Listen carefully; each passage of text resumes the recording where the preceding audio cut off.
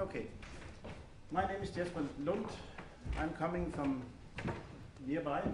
I'm a terminal test coordinator. I'm not doing exactly the same stuff as the previous speaker, but I'm trying to control whether he did it right or not. So in this case, I'm representing TDC.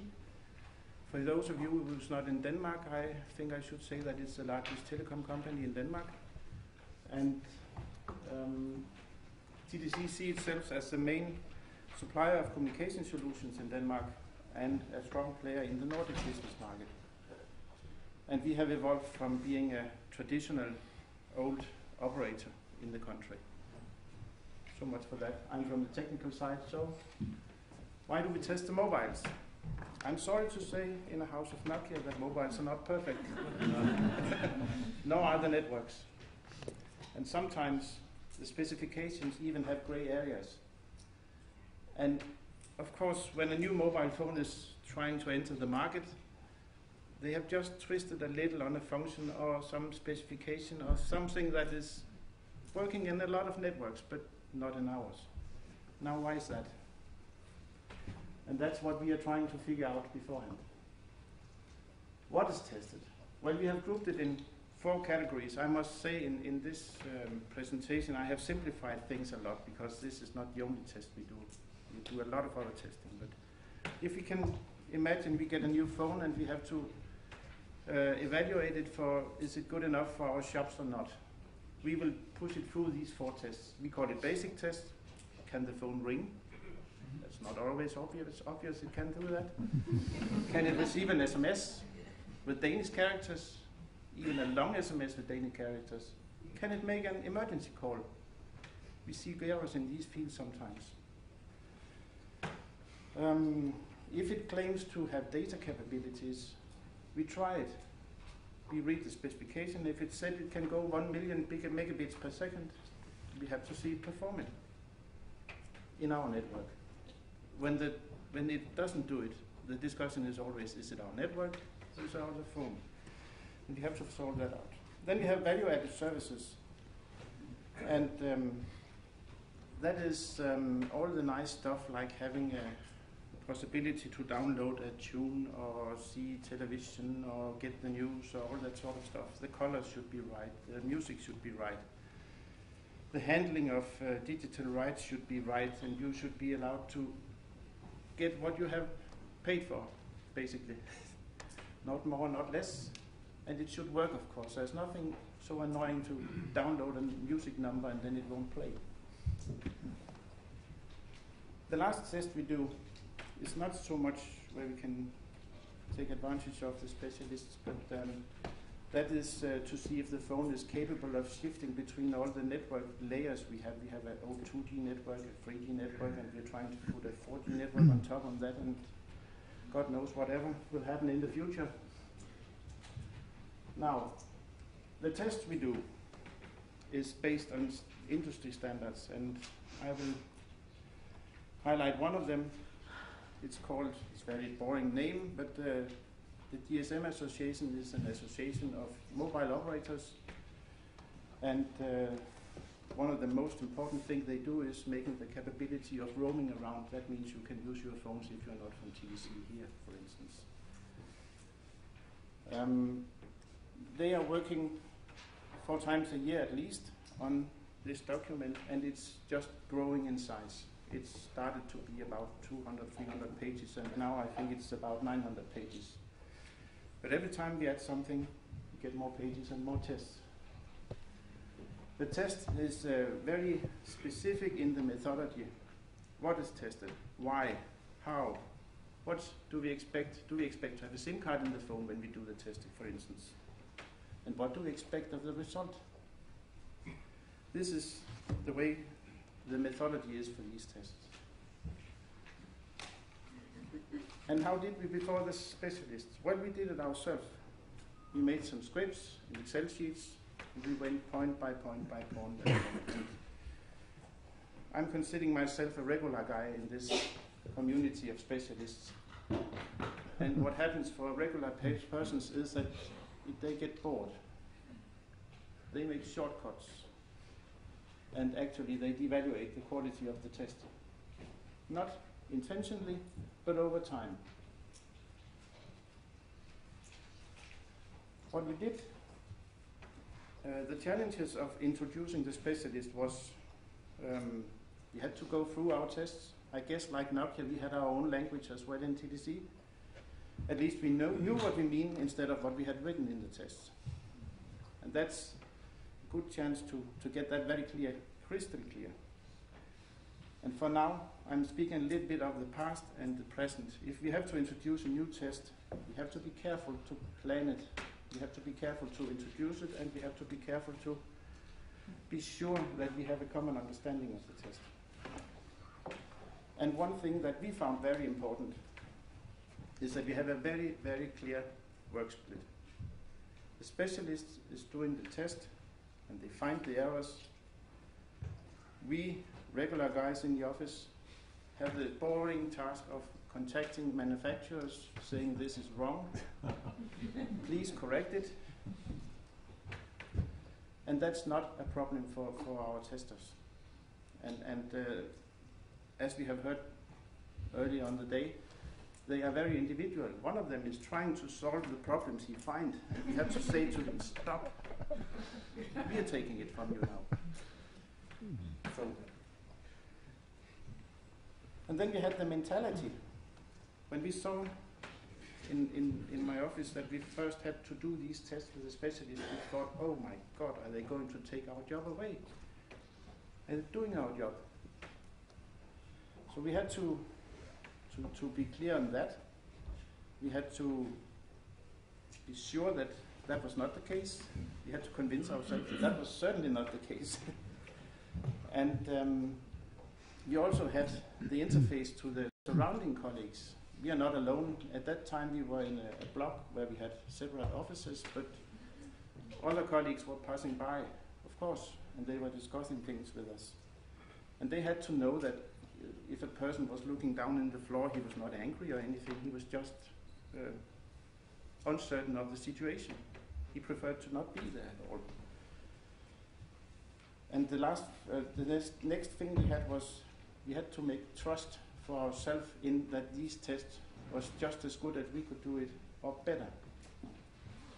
And for that we had some, I don't know if you can call it in testing, dry-runs. We knew the result, but we made the specialist make the tests.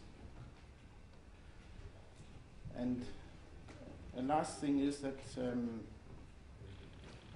we have found out that although I really need a result from a test, I should never ever say it to a specialist. Then I won't get it. I should not press, never press. So that's my problem only.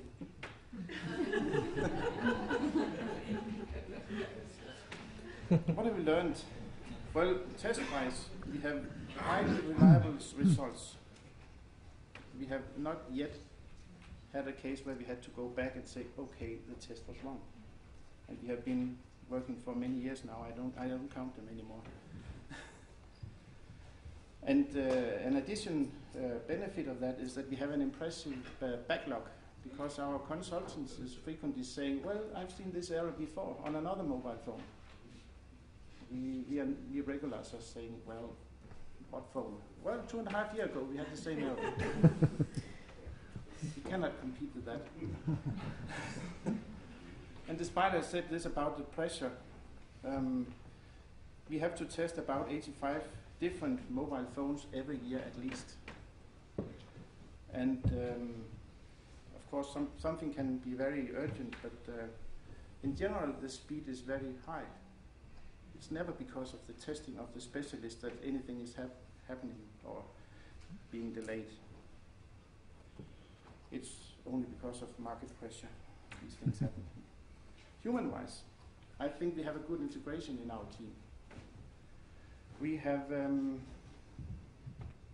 actually, because of TDC's housing policies in the office, we are now located in 2 separate offices, unfortunately, which is 4 persons from TDC and 3 specialist consultants in different rooms, but there's not much further distance that we can shout at each other if the doors are open. And we try to familiarize if there's a Christmas party or there's a company arrangement in some way. They are also invited, of course, because they are almost part of the family. And one thing that's very keen on, I guess, is Fridays mornings. We have a tradition of having some common breakfast, which is solving up a lot of problems or taking the problems before they actually start, and they never really get problems. And the next point is integration in the nearest colleagues around the office of the specialist. Well, at the beginning they were very quiet, as I said, looking into the floor. But nowadays there might be a difference or difficulty in seeing whether they are actually testing downloading music or having a party, which can be of annoyance for other people. And then I was asked if we would recommend, and I would say, well, we already did. In 2007, I made it possible for talking to tell the DSM Association's test group about the specialists. And I feel it's like taking the dandelion and having all the seeds and then gave it a good blow. And some of the seeds are trying to find the earth, I know, but not all of them is at the ground yet. You can say in this business the discussion is whether you should use robots or specialists from my point of view. And I'm teasing my colleagues that use robots because it's very easy for me to say press the green button, but imagine to say the same to a robot, move 70 millimeters that way and 80 millimeters that way, press down, up again, what was the result? Then you have to look at a video monitor, perhaps it has been recorded overnight, so you have to move fast forward. It's very boring looking at that sort of video, I guess.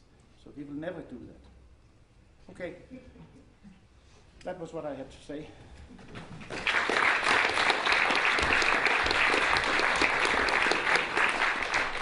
Well, thank you, Jesper. And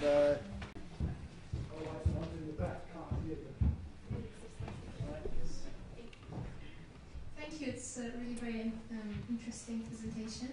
I just have a question. Is Nokia considering to do this experience with other Nokia facilities in Denmark or in other locations? I won't have a clue. I'm from an independent network operator in Denmark. I'm not employed by Nokia. Okay, thank you. any other questions? Jesper?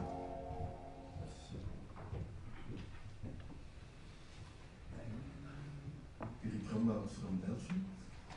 Should TDC ever consider to stop cooperation with specialisten?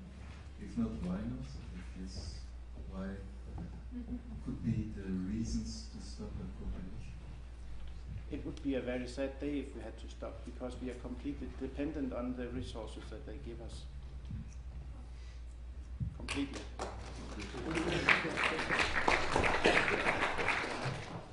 Question down here, maybe you can shout a bit. I'm from Norway, and I was wondering, there has to be someone like you in Norway and all the countries that we represent. Is that true? I guess so. Yes. So, well, you're no, but the reason why I'm saying this is because sometimes you can see a company is going to more countries like Telia, Sunrise in Finland, Denmark and Sweden, and they might only have it one place. Sorry, your question. That was my question. Okay. Well, you've got Telenor, right? Telenor. Are you listening? I guess you explained this on your presentation, which I enjoyed very much, but I'm afraid I miss. What I want to ask is, you said that we should never press a specialist. Is that right? And of course, we all know that there are always work bits on the companies. In Portugal, we call it Birat, in honor to the physician Paul Birat, who was Asperger himself. How do you handle that situation? From one side, you have a great pressure to deliver that product yesterday, and on the other side, you cannot press a specialist. You understand what I mean? Yeah. I don't know if you answered this question. I'm sorry, but I missed your explanation. We have a normal case, and in the normal case, we never have to press anybody, not even ourselves. But if things are tightening up, it's perhaps the brochures and the boxes and everything has already been made, but the phones are missing the software. There might be high pressure on, if it has to reach a shop at the specified date for the TV apps and so on, it have to be approved on Friday, for instance. And the only thing I can do about that is I can only say that tests take time. And you might never be sure of the result before after the testing. And for that reason, I might want to run around and shout and say, please hurry. But that I never do. I might say it's not a problem, but please, could you concentrate or something like that, but never try to push them. Because if I try to push them, they get uncertain. And then I devaluate the quality of the test. And it takes longer time. Yeah. Right, another question? Ramon Rodriguez. Just like the other speaker before mentioned that they learned something about their own company in dealing with specialist people. Can you comment on what you learned and about working with your colleagues, maybe the people who work with you, who you may not have defined within a spectrum, but who are typical people in the workplace? What did they bring in the relationship that you have now with the specialist people to other people you deal with within the company? It depends a little about what the problem is. If it's a known test, for instance, the other people in the company can, after we have chosen that as the regulars, not as the specialists. We have chosen that they can have access to the people, to the specialists. Because we know the people, we know that they would not try to press them unfairly and all that sort of stuff, and they would accept whatever they say. But for other people, they would have to come to us, the regulars, to ask for permission. Well, I guess So we are shielding them, if you can say so. Yeah, you're giving me a very practical response. Let me just broaden it out. Yeah.